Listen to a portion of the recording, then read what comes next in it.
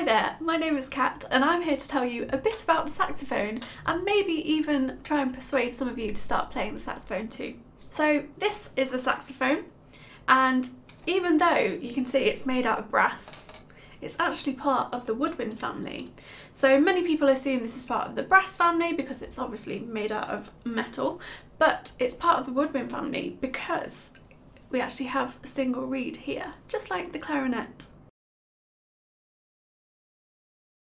To make a sound on the saxophone, you just need a reed, a mouthpiece, and a ligature. So without the reed, the mouthpiece just sounds a bit like air. So then if we add the reed, it sounds a bit like a duck. The ligature then just holds the reed in place, so it's nice and sturdy and secure, just like that. This is your setup for the saxophone. So we just pop this on the end of the cork here, on the neck of your saxophone, and then it should make a noise. So the range of the saxophone, which just means how high or how low it can play, is from a low B flat, which sounds a little bit like a foghorn, all the way up to a high F sharp.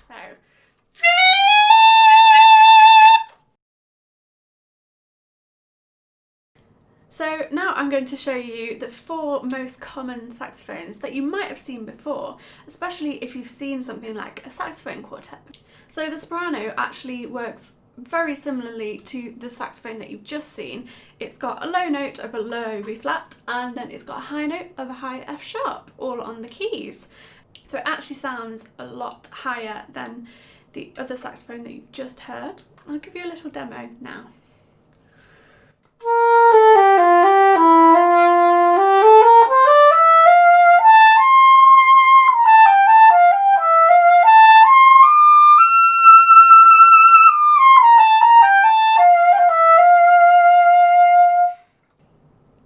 So this is the alto saxophone, and you'll have seen this before because I had it with me at the start of the video.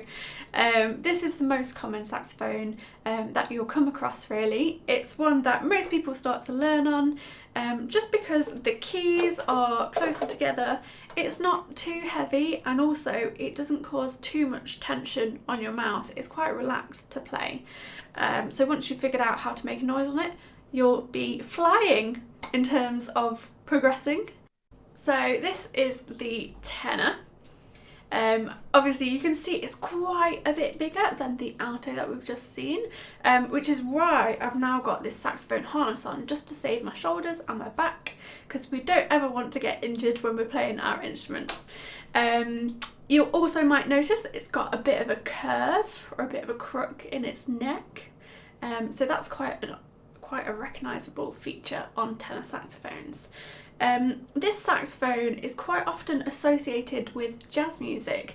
It's got quite a rich, warm, dark, smoky sound. So it's used a lot in kind of films.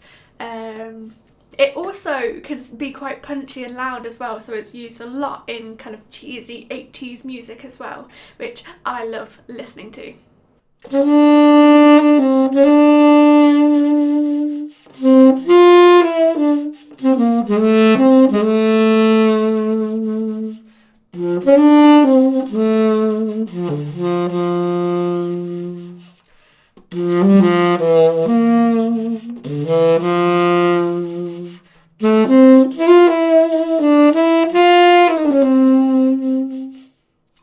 So this is the baritone saxophone, or quite a lot of people call it the bari sax, or just bari on its own.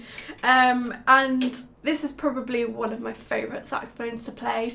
As you can probably see, it's about the same size as me, which is why I've got this even stronger harness on. But yeah, it's just a great instrument. You get it a lot in big bands, you also get them in kind of classical wind bands as well, and it's really good for making even more kind of odd contemporary noises. So I'm going to show you why this is one of my favourite saxophones now. So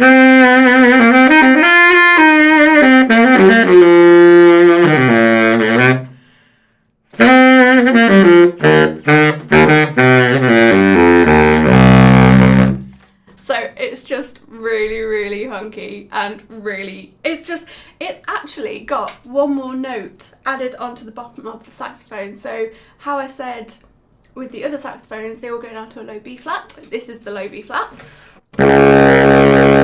And this one actually has an extra little thumb key on the back, which then takes you down to your low A.